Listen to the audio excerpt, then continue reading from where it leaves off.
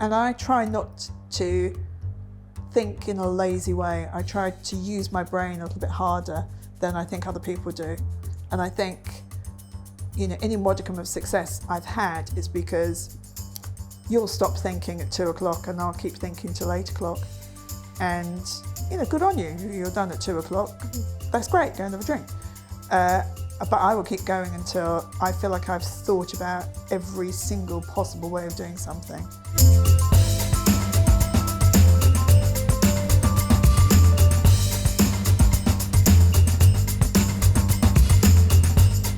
Hi everyone, today we're here with a leading producer, Maz Farrelly, who's also turned expert speaker and educator on everything interesting and exciting.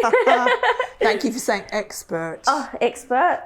But I'm so excited to be here with you, Maz, because I feel like I am in the presence of someone who's done some really, truly great things. I was doing some research on you and on your background, and one of the things that I just can't seem to get out of my mind is that the stuff that you produced has been seen by 8 billion eyeballs. Yes, it's been watched 8 billion times. And just quietly, I'm really excited to be here with you because you're so young and you've achieved so much. So I've done an extraordinarily long time. If you do something for long enough, at some point you will make every TV show there is to make. I don't know about that. You have done amazing things and you're about 14. So that's incredible. Well, we're here to squish things up and make sure that we can get as much done in this one life that we have. So Yes. And it's so important, I think, to remember it is one life. And it's such a privilege. And every morning you wake up, you just got to celebrate life. You kind of go, yes, I'm alive. Exactly. That's my feeling. Totally. And I feel like for a lot of people, it can kind of feel like you're just on a treadmill, right? You're running the 9 to 5 and life is just a routine. And also, let me say this to you. Being young is really hard. It's really hard. It gets so much better. It's really hard though. You're trying to work out who you are and how you fit in, how you fit into your friends, whether you're good enough. It's really hard being young. As you get older, it gets much easier, and also you just don't care anymore. It's great. Well, I feel like this whole idea of really figuring out who you are is something that a lot of people take a long time to be able to actually get to the bottom of. I think you should. If you figured out who you are when you're 15, you don't really know who you are, unless you're an absolute genius. Mm-hmm. But I think, this is what I think, you're a work in progress and you never get to the finish line. My mother died at 100. She was still fascinated by life. She was still interested. And she'd buy beautiful clothes and she'd say, do you think this makes me look old? You go, well, you're 100. I don't know what you think you're going to look like in it. You're not looking like a Kardashian. But yeah, I think if you're curious and you're excited about life, isn't that wonderful? Because that stays with you all your life. Yeah. But if you're going through a hard time and you're young, it gets so much better and you just got to keep plodding away. And you are enough and you're brilliant, and don't compare yourself to anyone else, ever. Because when you compare yourself, you go, oh, look at me, I'm better or I'm worse. There's just no point. And everyone's so different. Yeah. And I think this idea of being interesting and really I think leaning into what makes you unique and you different is so important. Something we were chatting about before we got started with filming. I'm over there chatting for about an hour and a half. Should probably film something now. Well, obviously this idea of being interesting has been such a core part of your view of the world and what actually drives people to be interested. Where did that come from for you? When was that light bulb moment when you realized that people don't care about boring? I think probably when I was a kid, because I think when I was very, very young, I became a producer at about the age of 4. I would look at, so I was the youngest and the only girl in an Irish family, and I would look around and think, how do I make this work for me? How do I get everything I want from my parents and my brothers? So I would really work the system. I would just think, okay, if I say this and I'm really, really cute, I'll get this. So that's what I'll do. If I can make people laugh, they will like me and they will give me what I want. So that was pretty much my career path. I just thought, if you want something and you can convince people to give it to you, that's wonderful. Mm. And actually, they have to want to give it to you. There's got to be something in it for them. Otherwise, what's the point? Mm-hmm. But it's your job to explain that to them. It's your job to make you easy to buy and easy to like. And I have this thing about businesses and celebrities and jobs, and I think, would I go for a drink with, would I go for a drink with H&M? Would I go for a drink with Zara? Would I go for a drink with Telstra? Would I go for a drink with, the Kardashians? And if the answer is yes, it's probably a company that you like. That is so and you interesting. should be likable. Yeah. Wow. Or the cup of tea test. We used to call it the cup of tea test. After a show, would you go for a cup of tea with someone who'd been on the show? Very often the answer was no. And half the time it would be yes. So I always think of companies and individuals as someone, would I go for a martini with that company? And if the answer is yes, then you're probably doing it right, because you're likable, ethical, charming, funny, entertaining, and interesting. Like if someone is really, really boring and they say, would you like to go for a drink? Probably not. "Do you know, I'd love to, but I'm really busy until 2087. But I'll have a look at my diary then, because maybe I can squeeze you in on a Thursday." But you just don't do it. So can you tell us about a company that you think does that really well and a company that you think just does it terribly? During COVID, cast your minds back, sorry to remind you, someone produced a montage of COVID ads. I don't know if you've seen it, but no, I haven't. Give it a Google. It's "Why are all COVID ads the same?" And all of them start with somber music, dun, dun, dun, dun, and then it's a montage of people humming.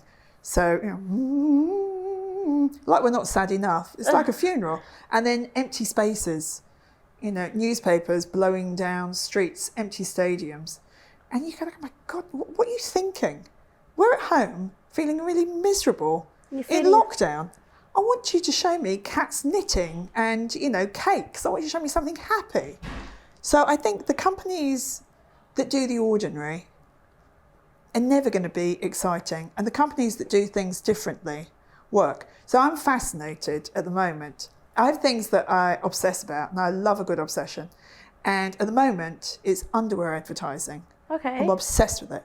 So pay attention to underwear advertising. So it'll be you and me standing together in our underwear, and we'll have our arms around each other and we'll be laughing at something off camera. You think, how many times have you done that with a friend? You stand there in your undies. Not many times. And you go, come over here, give me a hug, let's have a laugh. I mean, you just don't do it. Yeah. But yet, this is what we're fed. We're fed, images of women standing next to each other. And you think, all I want in a bra and my knickers is make my boobs look big, yank them up from around my waist, and try and stop me having a bit of back bacon. And if these don't ride up my bum, I'd be really happy about that. That's all I want to know. And yet I'm fed pictures of these unfeasibly attractive women standing next to each other and laughing at something off camera. And you think, what are you doing? It's just mad. But we take it for granted. And I try not to think in a lazy way. I try to use my brain a little bit harder than I think other people do. And I think, any modicum of success I've had is because you'll stop thinking at 2:00 and I'll keep thinking till 8:00. And, good on you. You're done at 2:00. Mm-hmm. That's great. Go and have a drink. But I will keep going until I feel like I've thought about every single possible way of doing something. And I'll think harder than you. And I will. And the brain is 2% of your body weight, but it uses up 20% of your energy. So it's a furnace. So your brain actually is designed to not really do as much as you would like it to do. It's designed to conserve energy and predict outcomes and just think about things in an ordinary way, just to keep you alive. So to make your brain work harder, you've actually got to make your brain work harder. And if you do that, I think your business will succeed. And everything you send to people will be interesting. And if you have a meeting, it'll be interesting. If you're at a conference and you meet someone and they say, what do you do? And you reply in an interesting way, they will be interested. That's what I believe. And if you're not interesting, you're not interesting. Oh, yeah.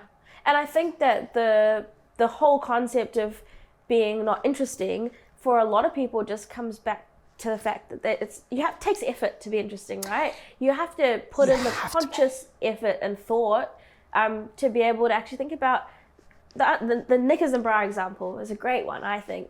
There's You'll notice it everywhere. When you start looking, you'll notice it on the side of buses and billboards and in magazines, and you'll see it everywhere. It's bonkers. It is bonkers. I mean, but it's easy, right? Like if I was starting It's a easy. knickers, and I mean, I probably wouldn't do this myself, but let's pick someone off the side of the road, walking down the street right next to us. We say to them, we want you to sell these undies and this bra. What are they going to do? They're probably going to do the exact same thing that everyone else is doing. Because they've seen someone else do it. So I'll do the same as everyone else. You think, if you do, why are there you is different? no interesting in that at all. And dull is costing you money. If you're dull, it's absolutely costing you money, and it's costing you business because you're forgettable. And if you're forgettable, guess what? I've forgotten you. Yep. I can't forget you. I've got to remember you. Well, the interesting thing about that He is hoping. is that I think that a lot of people look to aspirational brands. So if we think about some of the biggest brands in the world, whether it's Louis Vuitton or LVMH as a group and all the brands that come under that, or Coca-Cola, there's so much that's repetitive about what they do. And I think a lot of businesses, small to medium-sized businesses, look to them as inspiration for what their marketing can look and feel like. And so that's where I feel like the repetition and the lack of interesting content really comes from, because there's obviously a lot of thought and strategy around building a mega brand, right? Like a Louis Vuitton selling a $8,000 handbag, and the way that they market that is very different to someone who's just setting up a brand, selling handbags. And so how do you, if you're a small to medium-sized business owner, how do you think, what's the best way for me as a business owner to really flip my thinking on its head and to actually be interesting and not just do the same as everyone else? We've answered the question, really. Just don't do the same as everyone else. I think you position yourself in the marketplace, because I have Louis Vuitton bags and I've got a lovely hold on. I use it a lot and it's great for travelling. But every time I take it out, I think, why didn't I go to Saba or Oroton and buy a bag that's the 10th of the price? Because it's just a bag and it doesn't do anything extra. Like I put my laptop in and, headphones, and I carry it. It doesn't, tell me I'm pretty or brush my hair or make me a cup of tea. It's just a bag. But I will spend more on that bag because they have told me it is worth more. So think about your positioning in the marketplace. How do you position yourself to be the brand leader? And you can be if you try to be a little bit different, I think. When you are thinking about your business, what is your point of difference? So there's no point in me my background's making TV. So that's what I did for 30 years, TV and film. There's no point in creating something that already exists, because it already exists. You've got to do something that is different. So The Voice is a very good example. I made the X Factor, and then The Voice came along, and they had turning chairs. No, I didn't have turning chairs. They had turning chairs. I cannot tell you how much I hated those turning chairs. I was furious, absolutely furious. Well, how can I not have turning chairs? But actually, The Voice is the X Factor with turning chairs. So they did what I was doing. They did it better. They were different. And if you can do something that is different, it will generally work. Because there are only two ways of thinking. You do the same as everyone else, you do it a little bit better. So your business is the same, but it's better. You had an idea, it's different. I mean, people thought about education before, but you thought about it in a really different way. And you did the same as everyone else, you did it an awful lot better, and you also did it differently. It's going to succeed.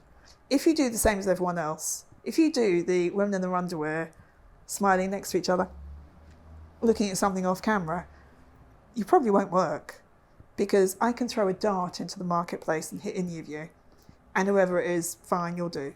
Now, if you're different, there's only you. There's only you, and I have to have you.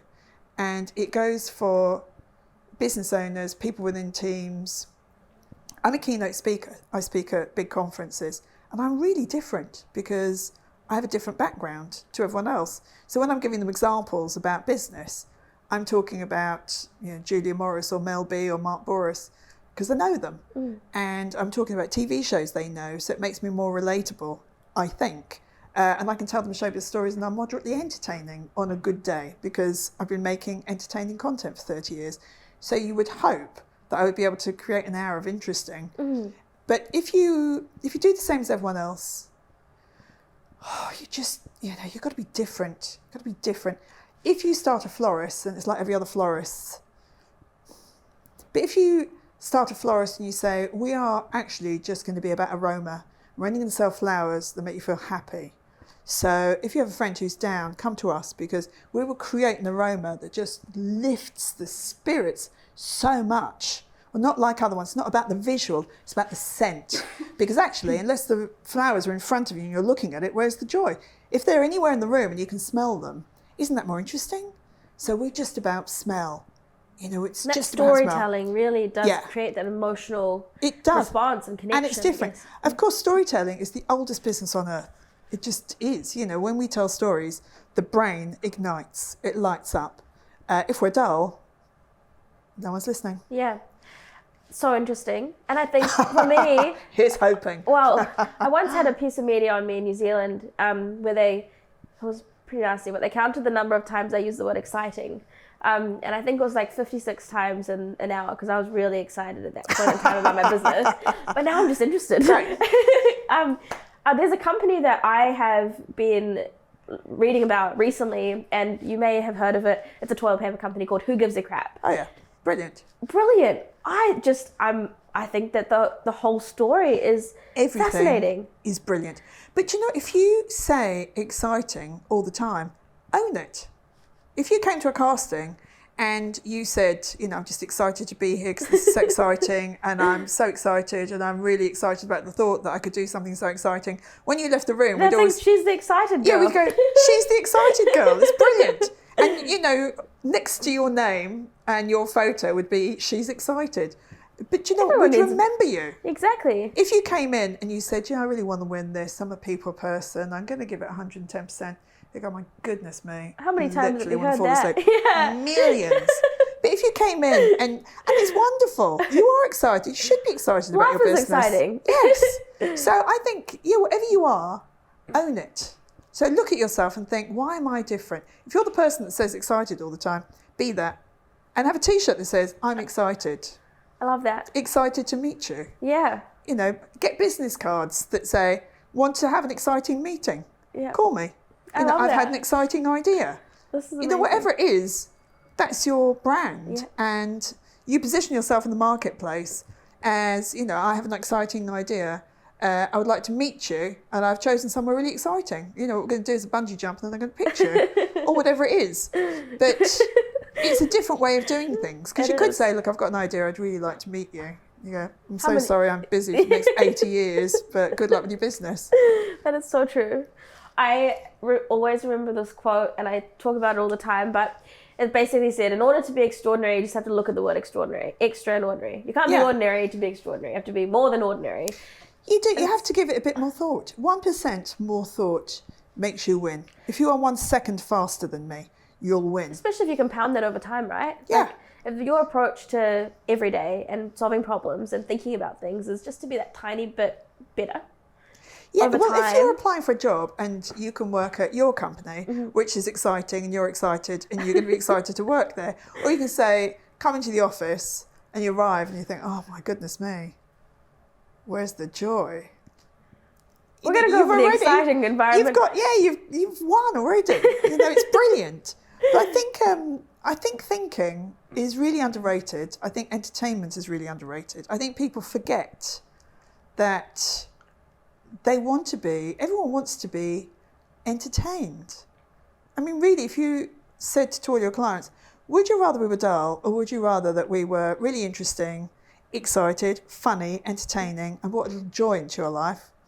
How many of your clients are going to say, do you know what, we'll stick with the dull if that's okay? We don't want to be happy, really. I mean, it's so crazy. If you're entertaining, people are entertained. This is what happens in TV. If you are entertaining, people are engaged. When they're engaged, you can ask them to take action, and they will. So if you want people to vote, if you want them to buy something, when they're entertained, they're engaged, paying attention. When you've got that attention, then you can get them to do what you would like them to do. I would like you to vote for these people that you don't know and outcomes that will not affect you. And we would ask you to give us $1 for a vote. And people will pay to vote. You think people don't want to vote in the general election. but they'll vote for a TV show. It's because we're entertaining and we're exciting and we're interesting. More young people voted for the winner of Britain's Got Talent than in the general election. I heard about that. Yeah.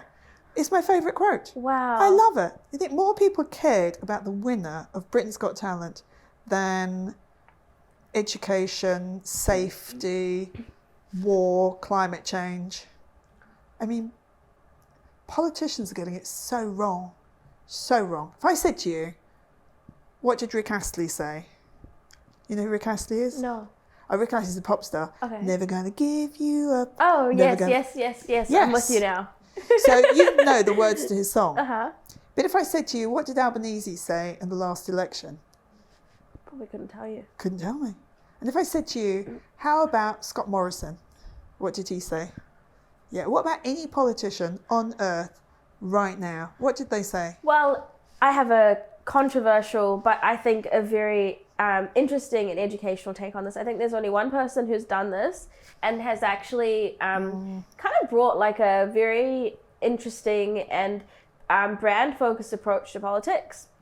Don't agree with his politics at all. I but think I know what's coming. yeah, like Genius. yeah. So Genius. Donald Trump, when he was doing his campaign, I Make America completely Great disagree Again. with everything he stands for, but I'm so on board with his marketing and his messaging and his positioning, Yeah. even his clothes and Well, his haircut. Yeah, and I think just the fact that being able to recognize that people like simple. And Yeah, one clear message. If you say to anyone on earth who has a TV or access to the internet, who said "Make America Great Again"? they'll be able to Who'd be the tell only you. one? Yeah. And if you said, "Oh, what did Putin say?" or anyone from the last 40 years, you're really stuck. But then I think it's because Trump had a TV background. Well, that's exactly right. Yeah, he had people around him saying, one clear message, have a look, wear that red tie and that awful suit that makes you look like you slept in it, and keep the dreadful hair, because it's your trademark. And he has. There must be barbers in Washington, but he hasn't been there. And he could, couldn't he? Yeah, he could. He could if he wanted to, but I don't think. Yeah, it would Clearly be didn't want impossible to. to cut his hair and make it look decent, but he's got this thing that looks like, he's carrying a pet around on his head. It's the most bizarre thing ever. But it's his brand. It's a great brand. You see that awful rumpled suit and the red tie and, slightly orange face. You go, Trump. Well, Very clever. I think the principles of what you've been talking about with brand and being able to really own a distinguishable brand is so important for people today and also for businesses. Yeah. It's essential for your business. If people don't know who you are and what you stand for, so first of all, people have to know that you exist. What do you think about people who don't like to be people who are afraid of being disliked? So to be able to take a stand on who I am, I have to be comfortable with the fact that I'm talking to some people, but some people just don't want to, they don't like what I'm saying. So there's discomfort in that. There is, but it's called life. Not everybody is going to love you, and that's fine. So I would say to you right now, write down your personal code of conduct and what you stand for. So write that down. Take the time this afternoon, this evening, this morning, whenever you are watching this, to write down who you are, what you stand for, and live by that, and know who you are. And I would be the person in TV. People ask me to fix things. Can you fix this TV show? And I say, no, I can't. I'm not going to do that. But there'll be other people who will. So if you would like me to leave, but no, I don't want to do that. And it's my code of conduct. I wrote down a long time ago that I would be, honest and blah, blah, blah, blah, blah. And I tried to keep to it. I'm by no means a shining example of, a moral compass. But I did my best to be, the nicest person I could possibly be. I wanted to be a good boss. I wanted to be kind. I thought if we have two choices to make, one's a kind one and one isn't, let's always take the kind choice. To know who you are and stick with it. There will always be people who disagree with you. Always. And you know what? Suck it up. People will disagree with you. Your wine will still taste nice. If you have big and bouncy at the weekend, it will still be fun. People will still love you. If you are, I say to people, and this is a good project for anyone who's listening to do. So write down on the left-hand side of a piece of paper the people that love you. And write them all down. The people whose opinions you really value, that you really care about. And it'll be a really short list. People whose opinions you really care about. Now write on the right-hand side of the page, will they still love you if someone says something bad about you? Will they still love you if you fail? Will they still love you if your business doesn't work? Will they still love you if you goof up in a meeting? And of course they will. And the fact is, unless you are putting failure in your business plan, you're not being realistic. Not everything works. It shouldn't, because if everything works, you're either living in Disney or you're just not trying very hard. I hope we make one sale a year. Well, congratulations, you definitely will. Probably. Hopefully. Yeah. But if you are ambitious and you are driven and you want to succeed, you've got to give it a go and you've got to allow for failure. You wanted me to come on the podcast. Mm-hmm. So you contact me and you've got a 50-50 chance of me saying yes. That's not bad. It's 50-50. If you don't ask me... It's the same as you say no. You have a 0% chance of me saying yes. Uh-huh. So be in the game. Ask. If you're not very confident and, I'm 400 years old, I've had a lot of life, so it is much easier, I think, for me to be confident. And also I just don't care, which is marvellous. If you are at all nervous about speaking and leading and standing in a room and being heard, practice. So build yourself up. So start the day by, if you get on the lift and it feels safe for you to do so, just have a chat and say, you look great today. Where are you off to? Off anywhere nice? You off anywhere nice? And the next day, have a bit more of a chat. And then build yourself up over a week. And I want you to do this for me, which is, when you buy a coffee, ask for 10% off. So say, could I have a soy flat white, please? I'd like 10% off. And it's embarrassing, but it's good because the more embarrassed you are, the less you care. If you embarrass yourself every day in one tiny way, you'll stop being embarrassed. It's the 1% thing again. If you do 1% every day, just if you are braver by 1% every day at the end of the year, that's a big improvement. And you've got to do it. What do you think that means for someone in their everyday life if they have the ability to just not have that mental block about, this is going to be embarrassing? It gives you a greater chance of success because you'll just keep trying. Not everything worked on Big Brother. When I made the Big Brothers they were the number one show. And we worked very hard to make sure they were number one. But we did things that really didn't work. You kind of go, oh, this is a catastrophe. But we were very honest about it. We laughed about it, so we were fine. But we could have been sitting in the room crying about it. We were very honest. We'd say that we tried this, it didn't work. And we really messed up, we goofed up, and we'd be the front page of the papers a lot. But the good thing is, people know you.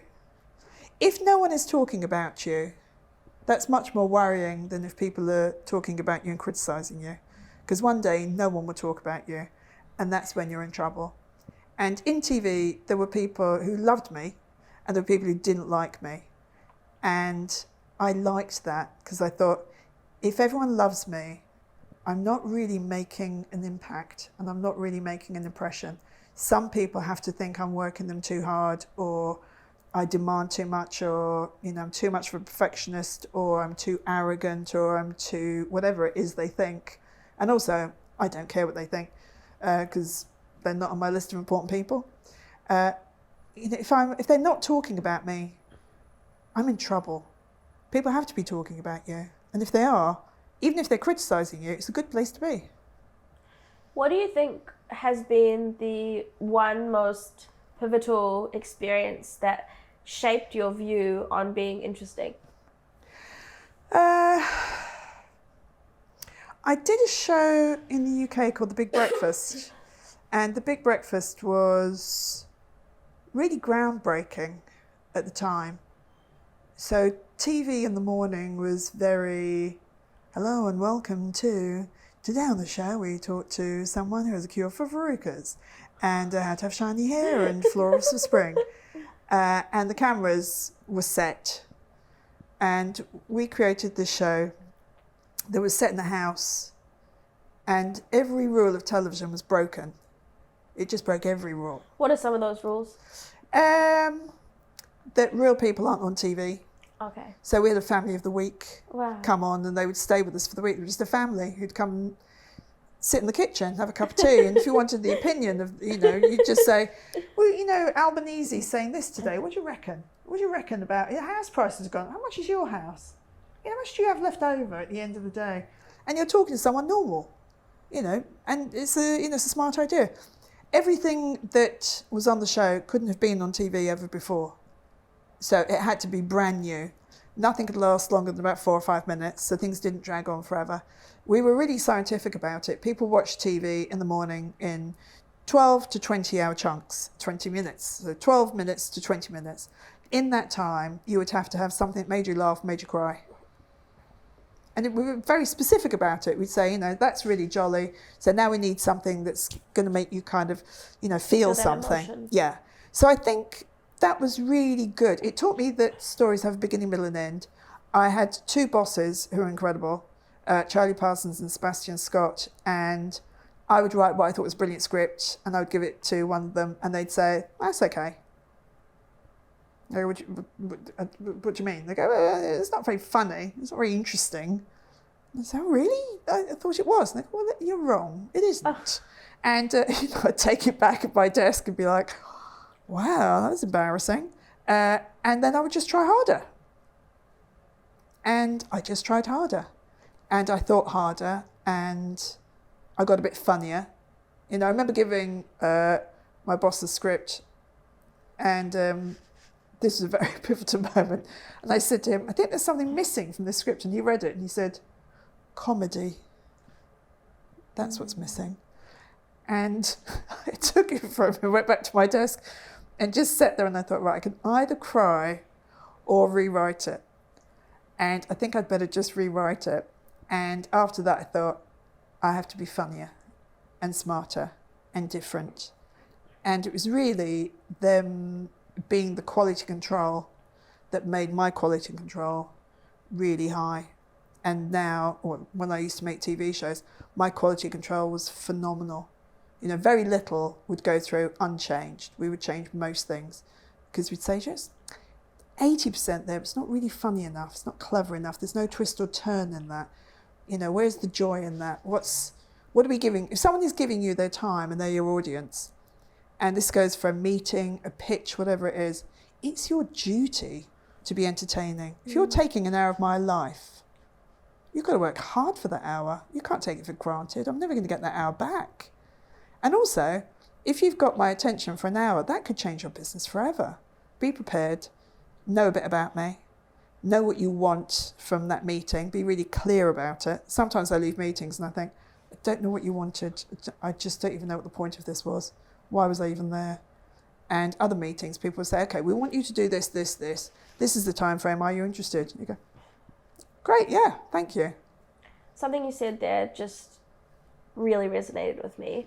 And it was when you talked about the fact that for you, it sounded like, correct me if this is wrong, but it sounded like what you were saying was, for you, doing great work was actually meant that things changed a lot. Like the first time you put something out, it didn't have to be, that wasn't the perfect end product at that point. Things change, something might change by 80%, and it might say it need to be, funnier, or we need to add more emotion, or, whatever it was. But I think for a lot of people, perfection, doing something the first time, for a lot of people, doing it the first time means doing it the best the first time. But I believe that it's fine to do something the first time to 80% and be open to the fact that it's probably going to change. The whole fucking thing's going to change. Let me ask you this question, everyone who is watching.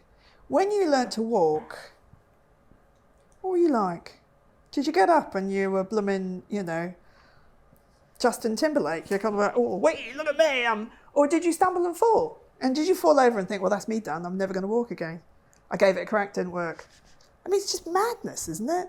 How can you expect to be perfect at something you do for the first time? If you have a signature dish, if you're a chef with a signature dish, it's not a dish that you've cooked for the first time. It's a dish that you have perfected over years and years and years. Nothing is brilliant first time around. It just isn't. And on TV, everything you've seen, even, Graham Norton, that will be rehearsed and someone will have spoken to the stars, tell me your 3 great stories, brilliant, we'll ask you about that. Have you met so-and-so? Do you know you have this in common? You brief them and then you'll sit down with Graham and say, they're brilliant on this question, that one don't even bother asking, it's a bit dead. Do you know that they do really good impressions of each other? Ask them to do it. It's really carefully prepared. It isn't ad hoc, it doesn't happen by accident. Great things don't happen by accident. It's very unusual for that to happen. It's very, very unusual. It becomes, great because you've really thought it through. So decide what it is, practice, practice, practice, and get really good at it. And it will work. And in a business context, how have you seen business owners and leaders in a business really take that mindset and apply it to new opportunities? So, for example, trying something new, wanting to get it right the first time around versus being open to perfecting your signature dish over a 5-year period or 10-year period or whatever that is, and understanding, being comfortable in the discomfort that comes with that. Yeah, I think, if you were a chef and you wanted a new dish, wouldn't it be great if you had the restaurant for everyone who came to the restaurant that night saying, can you give you a little taster of this? A little taster. We're thinking of making a new signature dish. And I want your honest opinion on it. So let me know what you think. Do you like it? Do you not like it? A bit more salt, maybe a little bit more lemon. And suddenly, you've got some consumer interest. When I decided that I wanted to be a full-time keynote speaker and not do TV anymore, I spoke at a conference in Fiji. And it's hard to be objective about yourself. It's very, very difficult. You need people to come in, which is, why I get work, because I come in, I help people, be interesting. And I said to the audience, there were about 300 entrepreneurs in there. And I said, I'm a very new speaker.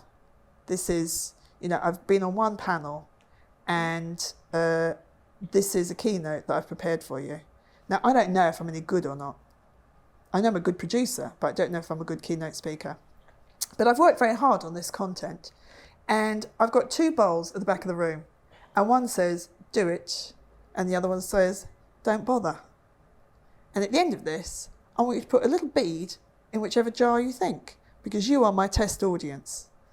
If you don't think I'm good enough to do this, I will not do this, because it's a waste of my time. I'll go and do something else. I don't think it's failure. I think it's just clever. What's the point of being a keynote speaker if I'm never booked and no one likes me? It's just pointless, isn't it? I've got it on my passport, but, I've never had a booking. It'd be madness. So I said to them, be really honest, I'm going to leave the room, and if you don't think this is good, vote, because I don't want to do this unless this is a good business for me. And left the room, and every bead was in the jar that said, do it. And you think, if you can be that honest, and that honest, I guess, and say, I don't know if this is any good, and I'm going to ask your opinion, and I would love your honest feedback. And however you can encourage people to give you honest feedback, that, you leave the room or you get someone else to moderate or whatever. But ask your audience. You have to know your audience.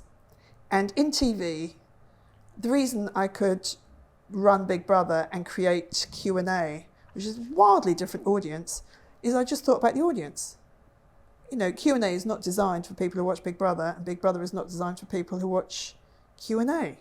It's sausages and vegan sausages. There's no point in me giving vegan sausages to people who go, I love a bit of pork. And there's no point in the pork people, I've got some vegan sausages, but you're not having those, you're having the pork ones. I mean, you've got to know your audience. So know your audience, know your client base, know them forensically. Think about them all the time. Think about them with love. How can you make their lives better? How is your product going to make their lives better? And you need to tell them about your product in a way that's interesting to them, because if you don't, they'll be missing out on it. And if you tell them in a dull way, they won't remember you. That's the key right there, isn't it?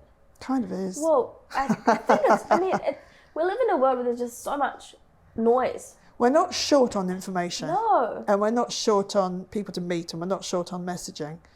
And that's why Trump is brilliant. Sometimes it feels like, we went from a place where, consuming information was like drinking water out of a straw. You could control what you were consuming, and you could control the pace that you're consuming it, and it was there when you wanted it. You just had to go out there and get it. But now I feel like a lot of the time it feels like it's just like there's a fire hydrant hose pointed at you and it's really coming at you in your face. And so this whole idea of being able to cut through the noise by being interesting, I think is so powerful. And a lot of people today, I know that there are a lot of people who are watching this and who are, come to our events and be part of our community who are really interested in creating a personal brand.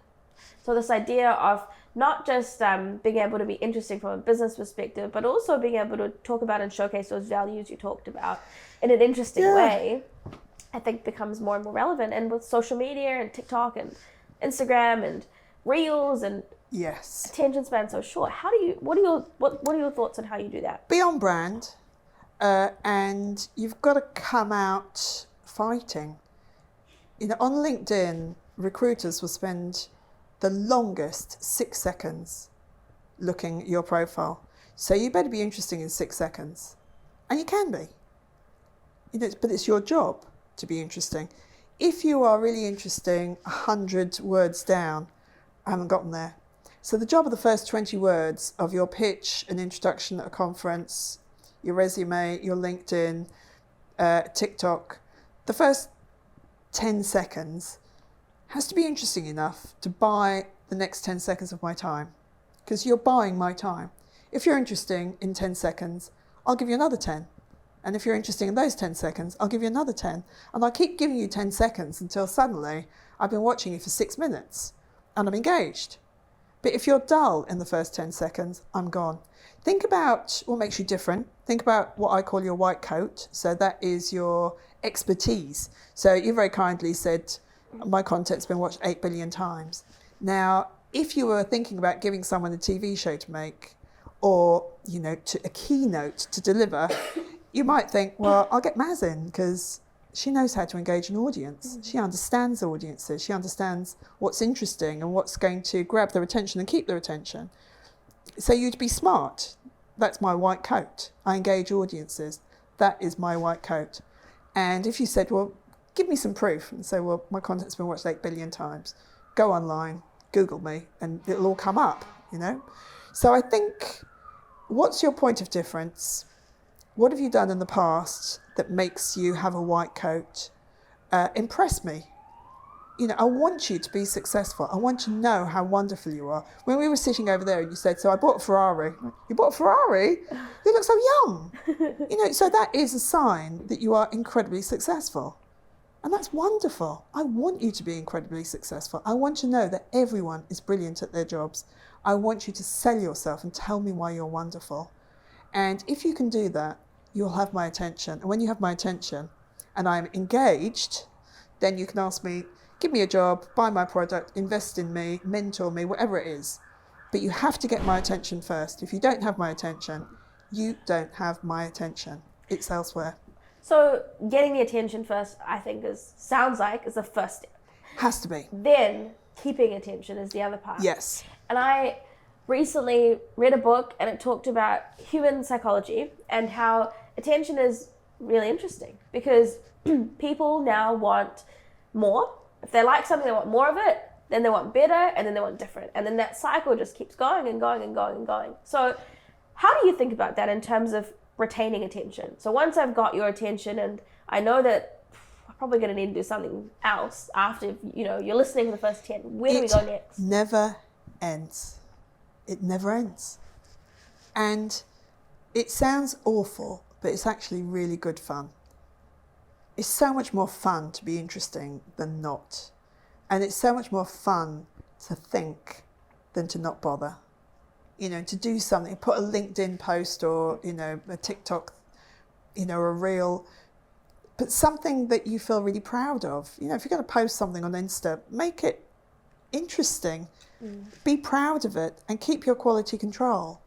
You can post regularly. I'm not crazy about that. I think post when you've got something interesting. You can't have a special offer every week because it stops being a special offer, I think. It's just an offer. It's just, here we are. And, in TV, in the biggest twist ever, how often have you heard, in the biggest twist ever? You think it's not the biggest twist ever because you had the biggest twist ever last night. That's true. And the night before, and the night before, and the night before that. It's just another twist, and that's fine. But when you actually do have a big twist, I'm probably not going to pay attention. Yeah. You're going to really, it is a big twist tonight. So you can either post, I mean, you need to have a presence, because if you don't, you don't. You need to have incredible quality control. You need to position yourself in the marketplace. You need to think about your audience all the time. And you need to be different. So I say to people, in a room of everyone dressed in black, which is every conference you've ever been to, especially if you're in Melbourne, and there is someone dressed like me, like Coco the clown, who are you going to notice? You're going to notice me. So if everyone is dressed in black, and you're at that conference and everyone's dressed in black, and I'm trying to describe you, and they go, she was dressed in black? And they go, well, everyone was dressed in black. And they go, yeah, but she was, like, it was a black top. And they go, well, everyone had a black top. It's impossible. So you are 1 of 100. You have 1% of my attention in that room. Now, if you're dressed like me and you look like Coco the clown, you go, there's that person dressed like Coco the clown, and then there is everyone else. So suddenly I've gone from 1% to 50%, because there is me and then there are all of you. So suddenly, just even choosing an outfit that is a bit more interesting gets you 49% more attention than everyone else in the room. You think, be strategic. Hope is not a strategy, and I see people using hope as a strategy all the time. You know, I hope this happens. You go, well, you've got to have a strategy. You know, you hope I come on the podcast, but the strategy is you've got to invite me. Yeah. If you don't invite me, it's definitely a no. Yeah. What is the strategy? You know, and if you can guilt me into doing it, you know, be an hour of your time, help other people. You know, you were young once, and, you know, you were starting out. Wouldn't it have been lovely if this was available for you at the time? Wouldn't you love to be able to give people, you know, back? And I'll read that and I kind of go, God, what a nightmare. I've got to do this. I don't want to. I've got to. But, you know, think about your audience. Think about your audience and know about them and know what they want, and don't give sausages to vegans. You know, you've got to know what it is they want. Underwear advertisers, do not show me another group of women holding hands in a bathroom, wearing their underwear and looking off laughing, because I just don't know what I will do. I will go into your store and I'll start screaming. But if you said, no back bacon, boobs like a 12-year-old, and by the way, you know, your knickers don't go up your bum. You're all ears. I'm in. Well, not 12-year-old, an 18-year-old. So, having had, you know, decades of experience in this, in the entertainment Centuries. industry. And obviously you're very attuned to how this industry has evolved and what's happening in terms of consumer behavior and what people respond to and what they don't. I'd love to have your thoughts on what you think the future of entertainment actually looks like. It's entertaining. Like, really, it doesn't matter where great content sits. People get very excited about it being on 7 or 9 or Netflix or Stan or wherever. But if it's really good, people will talk about it. If your company is really good, people will talk about it. If you are really good, people will talk about you. Yeah. And we get very excited about, you know, internet deals and upload speeds and download speeds and what time of day and is it on this and this and this. Here's the thing. I will watch really good quality stuff on my phone if it's really good quality. And it doesn't need to be on an enormous screen. It's a much better experience if it is. But really good content will grab my attention and keep it. And I mean, it really is as obvious as saying it has to be entertaining. Yeah. Because if it's suddenly all dull, we're not going to watch it. We're in the golden age of content. You know, more people are consuming more content than ever. It needs to be brilliant content. If it isn't, you're not going to watch it. It's very, very simple. It's very, very simple. And yet I see 99% of businesses post stuff that's really boring, have really boring websites, really boring LinkedIns, really boring messages, and take pictures of women in their underwear smiling. And you think, try harder. Exactly. Last question for me is, what does one life mean to you, having one life? I think it's about respect. Every time I stand on a stage and I do big conferences for big companies, I don't dial it in.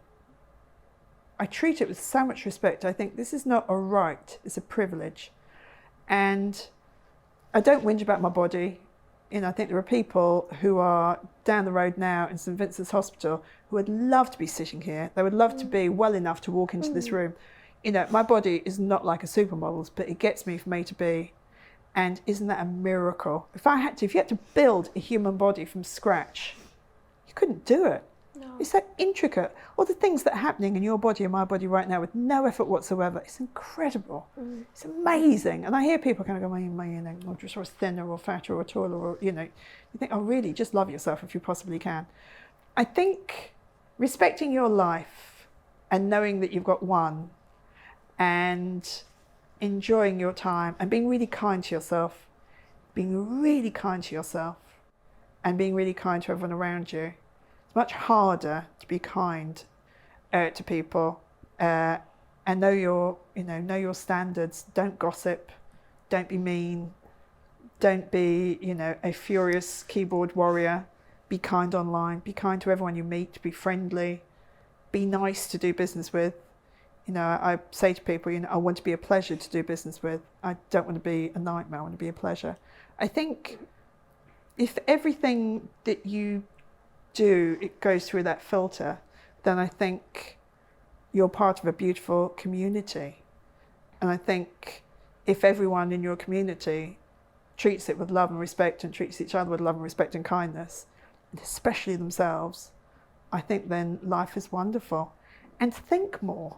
It's really good fun. Be competitive. Set yourself targets for your life. I want to do next year or this year, I want to do 52 podcasts. Now, it's just fun to think I want to do 52. I could say I want to do 6 and do 52, but isn't it fun to say I want to do 52? Give yourself little targets in your life and try and reach them. And if you don't, it's fine. It's just a game. Yeah. I love that. At the end of the day, that's what it's all about, isn't it? You're here to make your life wonderful and everyone else's. And I think it is your duty, to be very kind to everyone around you. It's much easier to lash out, but, why would you do that? Be nice to everyone. It's much more fun. Get everyone to smile at you all day. I love that. Thank you so much for joining us. It's a joy. It's been wonderful. I've loved it. I've actually learned so much from this. I doubt that very much. I'm leaving the room thinking about how exciting life is and how excited I am for everything, the future. But you're exciting. You are. And look at your face. Your face is excited. So own it. Yeah, absolutely own it. You are a bundle of excitement and it's beautiful to see. It's beautiful. It's not dull. It's like a jewel. The light is shining on you. It's fantastic. Oh my God. Everyone needs some time with you. Let me tell you that. Book me. Thank you so much for joining us. It's been wonderful. My pleasure. Thank you. Absolutely wonderful.